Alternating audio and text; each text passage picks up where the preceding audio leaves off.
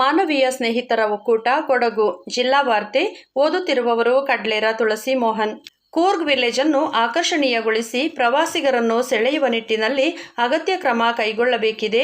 ಆ ನಿಟ್ಟಿನಲ್ಲಿ ರಾಜಾ ಸೀಟ್ ಬಳಿ ಇರುವ ಟಿಕೆಟ್ ಕೌಂಟರ್ ಅನ್ನು ಕೂರ್ಗ್ ವಿಲೇಜಿಗೆ ಸ್ಥಳಾಂತರಿಸುವುದು ಸೂಕ್ತ ಎಂದು ಜಿಲ್ಲಾ ಪೊಲೀಸ್ ವರಿಷ್ಠಾಧಿಕಾರಿ ಬಿಂದುಮಣಿ ಅಭಿಪ್ರಾಯಪಟ್ಟರು. ರಾಜಾ ಸೀಟ್ ಬಳಿಯ ಕೂರ್ಗ್ ವಿಲೇಜಿಗೆ ಸೂಕ್ತ ಕಾಯಕಲ್ಪ ನೀಡುವ ಸಂಬಂಧ ಜಿಲ್ಲಾಧಿಕಾರಿ ಎಸ್.ಜೆ. ಸೋಮಶೇಖರ್ ಅಧ್ಯಕ್ಷತೆಯಲ್ಲಿ ನಡೆದ ಸಭೆಯಲ್ಲಿ ಅವರು ಮಾತನಾಡಿದರು. ಪೊನ್ನಂಪೇಟೆ ತಾಲೂಕು ಬೇಗೂರು ಗ್ರಾಮದಲ್ಲಿರುವ ಸರ್ಕಾರಿ ಹಿರಿಯ ಪ್ರಾಥಮಿಕ ಶಾಲೆಯು ಅಮೃತ ಮಹೋತ್ಸವ ಆಚರಿಸಿಕೊಳ್ಳುವ ಸಂಭ್ರಮದಲ್ಲಿದ್ದು, ಏಪ್ರಿಲ್ 10ರಿಂದ ಶಾಲಾ ಮೈದಾನದಲ್ಲಿ ವಿವಿಧ ಕಾರ್ಯಕ್ರಮಗಳನ್ನು ಹಮ್ಮಿಕೊಳ್ಳಲಾಗಿದೆ ಎಂದು ಅಮೃತ ಮಹೋತ್ಸವದ ಸಮಿತಿ ಅಧ್ಯಕ್ಷ ಕೆ. ಚೆಟ್ಟಿರ ಅರುಣ್ ಮಾಹಿತಿ ನೀಡಿದ್ದಾರೆ. ಅಂದು ಬೆಳಗ್ಗೆ 7:30 ಗಂಟೆಯಿಂದ ಮ್ಯಾರಥಾನ್, ಕುಟುಂಬವಾರು 5 ಜನರ ಹಾಕಿ ಪಂದ್ಯಾವಳಿ, ತೆಂಗಿನಕಾಯಿಗೆ ಗುಂಡು ಹೊಡೆಯುವುದು, ಹಗ್ಗ ಜಗ್ಗಾಟ ಸೇರಿದಂತೆ ವಿವಿಧ ಸಾಂಸ್ಕೃತಿಕ ಕಾರ್ಯಕ್ರಮಗಳು ನಡೆಯಲಿವೆ ಎಂದು ಅವರು ಮಾಹಿತಿ ನೀಡಿದ್ದಾರೆ. ಜೀವನದಲ್ಲಿ ಕಲಿಕೆ ನಿರಂತರ ಪ್ರಕ್ರಿಯೆಯಾಗಿದ್ದು, ಯಾವುದೇ ವಯಸ್ಸಿನ ಮಿತಿ ಇರುವುದಿಲ್ಲ ಎಂದು ಕೊಡಗು ಜಿಲ್ಲಾ ಸೌಂದರ್ಯವರ್ಧಕರ ಸಂಘದ ಸಂಸ್ಥಾಪಕ ಅಧ್ಯಕ್ಷೆ ವನಿತಾ ಚಂದ್ರಮೋಹನ್ ಹೇಳಿದರು. ಅವರು ಶ್ರೀ ಕ್ಷೇತ್ರ ಧರ್ಮಸ್ಥಳ ಗ್ರಾಮಾಭಿವೃದ್ಧಿ ಯೋಜನೆ ಆಶ್ರಯದಲ್ಲಿ ಕುಶಾಲನಗರದ ಮಹಿಳೆಯರಿಗೆ ಆಯೋಜಿಸಿದ್ದ ಉಚಿತ ಟೈಲರಿಂಗ್ ತರಬೇತಿ ಶಿಬಿರದ ಸಮಾರೋಪ ಸಮಾರಂಭವನ್ನು ಉದ್ಘಾಟಿಸಿ ಮಾತನಾಡಿದರು. ಸಮಾಜದಲ್ಲಿ ಮಾದಕ ವಸ್ತುಗಳ ಬಳಕೆ ಹಾಗೂ ಅಕ್ರಮ ಸಾಗಣೆ ತಡೆಗಟ್ಟುವಲ್ಲಿ ಸಾರ್ವಜನಿಕರು, ಪಾಲಕರು, ಯುವಜನರ ಸಹಕಾರ ಅಗತ್ಯವಾಗಿದೆ ಎಂದು ಕೊಡಗು ಜಿಲ್ಲಾ ಕಾನೂನು ಸೇವಾ ಪ್ರಾಧಿಕಾರದ ಕಾನೂನು ನೆರವು ಅಭಿರಕ್ಷಕಿ ಎಚ್.ಆರ್. ಪವಿತ್ರ ಅಭಿಪ್ರಾಯಪಟ್ಟರು. Inner wheel club of Somwarpet gold ವತಿಯಿಂದ ಕೊಡಗು ಜಿಲ್ಲಾ ಕಾನೂನು ಸೇವೆಗಳ ಪ್ರಾಧಿಕಾರದ ಸಹಯೋಗದಲ್ಲಿ ಯಡೂರು ಗ್ರಾಮದ ಬಿಟಿಸಿಜಿ ಕಾಲೇಜಿನಲ್ಲಿ ವಿದ್ಯಾರ್ಥಿಗಳಿಗೆ ಆಯೋಜಿಸಿದ್ದ ಮಾದಕ ವಸ್ತುಗಳನ್ನು ತೊರೆದು ಕನಸುಗಳನ್ನು ಬೆಳೆಸಿರಿ, ಒತ್ತುವ ಮೊದಲು ಯೋಚಿಸಿ, ಸೈಬರ್ ಅಪರಾಧಗಳಿಂದ ಎಚ್ಚರ ವಿಷಯದಲ್ಲಿ ಉಪನ್ಯಾಸ ನೀಡಿದರು.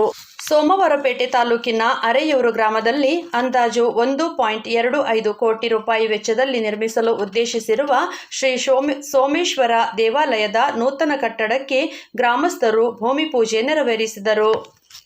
ಮಹಿಳೆ ಈಗ ಎಲ್ಲ ಕ್ಷೇತ್ರದಲ್ಲೂ ಮುಂದಿದ್ದಾಳೆ.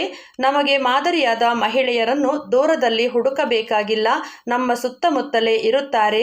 ಅವರನ್ನು ಗುರುತಿಸುವ ನೆಪದಲ್ಲಿ ಮಹಿಳಾ ದಿನಾಚರಣೆ ಒಂದು ದಿನಕ್ಕೆ ಸೀಮಿತವಾಗದೆ ವರ್ಷದ ಎಲ್ಲ ದಿನಗಳಲ್ಲೂ ಆಕೆಗೆ ಗೌರವ ಸ್ಥಾನಮಾನಗಳು ಸಿಗುವಂತಾಗಬೇಕು ಎಂದು ಮಡಿಕೇರಿ ಮಹಾದೇವಪೇಟೆ ಮಹಿಳಾ ಸಂಘದ ಅಧ್ಯಕ್ಷೆ ಸವಿತಾ ಭಟ್ ನುಡಿದರು. ಇದೇ ಸಂದರ್ಭ ಸಮಾಜ ಸೇವಕಿ, ಮಡಿಕೇರಿ ಆಕಾಶವಾಣಿ ಉದ್ಘೋಷಕಿ ಬಾಳೆಯಡ ದಿವ್ಯಾ ಮಂದಪ್ಪ ಅವರನ್ನು ಗೌರವಿಸಿ ಸನ್ಮಾನಿಸಲಾಯಿತು. ವಿರಾಜಪೇಟೆಯ ಇತಿಹಾಸ ಪ್ರಸಿದ್ಧ ಮಲೆ ಮಹದೇಶ್ವರ ದೇಗುಲದ ವಾರ್ಷಿಕೋತ್ಸವ ಮಾರ್ಚ್ 15ರಿಂದ 20ರವರೆಗೆ ಜರುಗಲಿದೆ ಎಂದು ದೇಗುಲದ ಆಡಳಿತ ಮಂಡಳಿ ತಿಳಿಸಿದೆ. ಗ್ರಾಮೀಣ ಪ್ರದೇಶಗಳಲ್ಲಿ ಜಾಗೃತಿ ಮೂಡಿಸುವುದರ ಜೊತೆಗೆ ಜನರ ಮನಸ್ಸು ಗೆಲ್ಲುವ ಮೂಲಕ ಸಮಾಜಕ್ಕೆ ಮಾದರಿಯಾಗಿ ಎಂದು ಕೊಡ್ಲಿಪೇಟೆ ವಿದ್ಯಾಸಂಸ್ಥೆ ಅಧ್ಯಕ್ಷ ಎಚ್.ಎಸ್. ಚಂದ್ರಮೌಳಿ ಕಿವಿಮಾತು ಹೇಳಿದರು. ಕೊಡ್ಲಿಪೇಟೆ ಸರ್ಕಾರಿ ಮಾದರಿ ಪ್ರಾಥಮಿಕ ಶಾಲೆಯಲ್ಲಿ ಕೊಡ್ಲಿಪೇಟೆ ಹಲಸಿನಮರ ಗೌರಮ್ಮ ಶಾಂತಮಲ್ಲಪ್ಪ ಪ್ರಥಮ ದರ್ಜೆ ಕಾಲೇಜಿನ ರಾಷ್ಟ್ರೀಯ ಸೇವಾ ಯೋಜನೆ ಘಟಕದ ವತಿಯಿಂದ ಆಯೋಜಿಸಿದ್ದ ವಾರ್ಷಿಕ ಶಿಬಿರವನ್ನು ಉದ್ಘಾಟಿಸಿ ಅವರು ಮಾತನಾಡಿದರು. ವಿದ್ಯಾರ್ಥಿಗಳು ನಡೆ ನುಡಿಗಳನ್ನು ತಿದ್ದಿಕೊಳ್ಳಲು ರಾಷ್ಟ್ರೀಯ ಸೇವಾ ಯೋಜನೆಯ ಶಿಬಿರ ಉತ್ತಮ ವೇದಿಕೆಯಾಗಿದೆ. ಶಿಬಿರಾರ್ಥಿಗಳು ವಿವಿಧ ಶ್ರಮದಾನ ಕಾರ್ಯದ ಜೊತೆಗೆ ಸಾಮಾಜಿಕ ಪಿಡುಗುಗಳ ಬಗ್ಗೆ ಗ್ರಾಮಸ್ಥರಿಗೆ ಅರಿವು ಮೂಡಿಸಬೇಕು ಎಂದರು.